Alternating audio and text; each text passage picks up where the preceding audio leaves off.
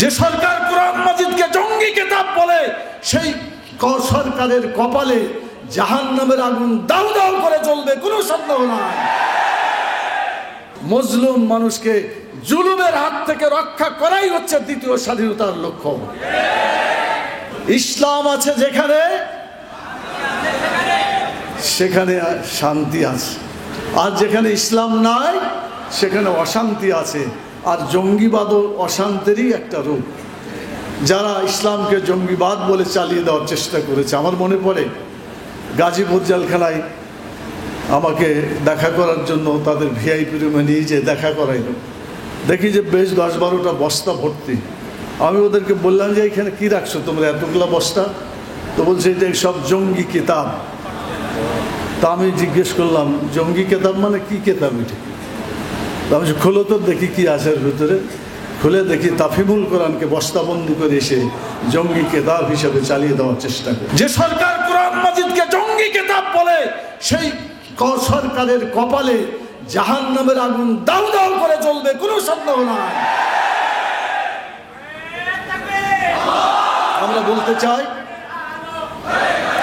আমরা বলতে চাই মুহাম্মদুর রাসূলুল্লাহ সাল্লাল্লাহু আলাইহি সাল্লাম তিনি এসেছিলেন শান্তি প্রতিষ্ঠার জন্য।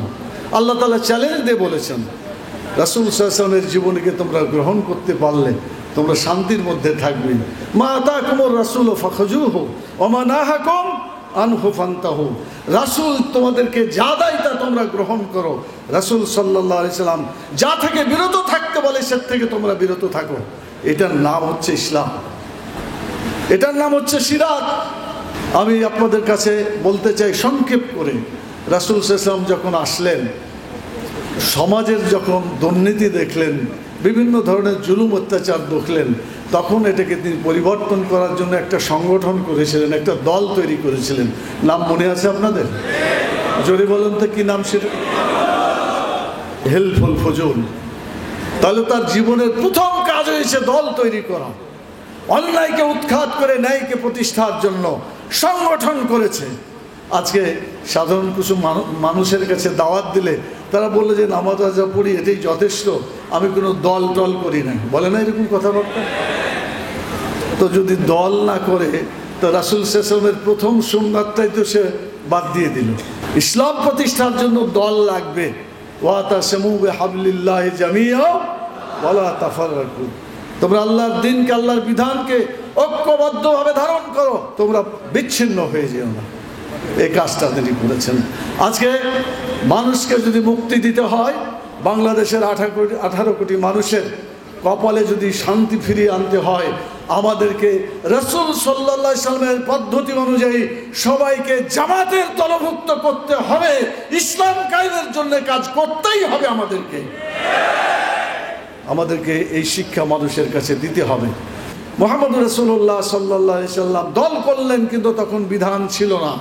চেষ্টা করেছেন ন্যায়ের প্রতিষ্ঠার জন্য, অন্যায়কে প্রতিরোধ করতে।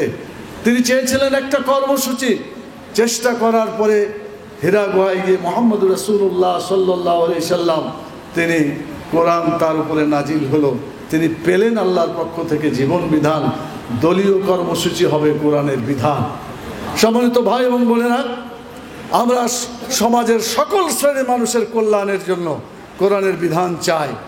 শ্রমিকের উপকার হবে, সাধারণ মানুষের উপকার হবে, শিক্ষিত লোকের উপকার হবে, অশিক্ষিত লোকের উপকার হবে।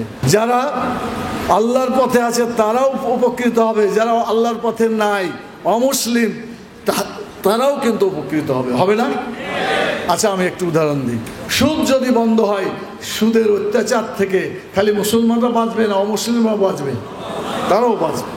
ঘুষ যদি বন্ধ হয়ে যায়, এই ঘুষের অত্যাচার থেকে দল মত জাতি ধর্ম নির্বিশেষে সকলেই উপকৃত হবে। ঠিক কিনা বললেন?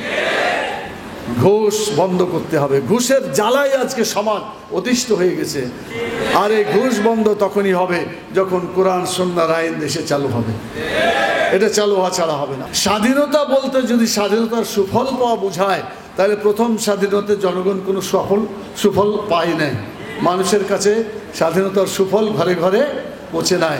মানুষ অত্যাচার নির্যাতিত হয়ে বিভিন্নভাবে কষ্ট পেয়েছে এবং তার অপেক্ষায় ছিল স্বাধীনতার নামে পরাধীনতা যেটা অর্জন হয়েছে এটার থেকে জাতিকে মুক্ত করতে হবে।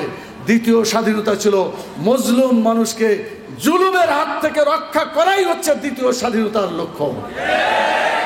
আমি বলি দ্বিতীয় স্বাধীনতাও জুলুম বন্ধ করতে পারবে না। পারবে তখনই যখন আল্লাহ তাআলার যে বিধান, সেই বিধান আমরা বিজয়ী করতে পারবো, তখনই জুলুম সরবে, তার আগে সরবে না। আপনারা কি দ্বিতীয় স্বাধীনতা পেয়েই সন্তুষ্ট, নাকি যে বিধান চালু করলে পারে, রাসূল সাল্লাল্লাহু আলাইহি ওয়াসাল্লামের যে আদর্শ চালু করলে সত্যিকার অর্থে জুলুম বন্ধ হবে, সেই আদর্শকে প্রতিষ্ঠা করার জন্য এই আন্দোলন চলছে, আরো চলবে ইনশাআল্লাহ। আন্দোলন থামবে না যতদিন পর্যন্ত ইখরাজুল ইবাদ মিন ইবাদাতিল ইবাদ ইলা ইবাদাতিল্লাহ, অর্থাৎ মানুষকে মানুষের গোলামি থেকে টেনে বের করতে হবে এবং আল্লাহর গোলামির দিকে নিয়ে আসতে হবে। যেদিন মানুষ মানুষের গোলামি থেকে মুক্ত হতে পারবে, আল্লাহর গোলাম হতে পারবে, সেদিনই পূর্ণভাবে সফলতা আমাদের আসবে ইনশাআল্লাহ। সেদিন বৈষম্য থাকবে না, সেদিন মানুষের উপর জুলুম অত্যাচার হবে না। সেই জন্য রাসূল সাল্লাল্লাহু আলাইহি সাল্লামের পদ্ধতি মাফিক রাষ্ট্র পরিচালনার জন্য এখন থেকে আপনারা কাজ করবেন, আমি কি আশা করতে পারি ইনশাআল্লাহ। বাংলাদেশের এই ভূখণ্ডে কোরআনের আইন, রাসূলের আদর্শ, রাসূলের সিরাত প্রতিষ্ঠা করার আহ্বান জানিয়ে আপনাদেরকে অসংখ্য ধন্যবাদ জানিয়ে আমার সংক্ষিপ্ত কথা এখানেই শেষ করছি।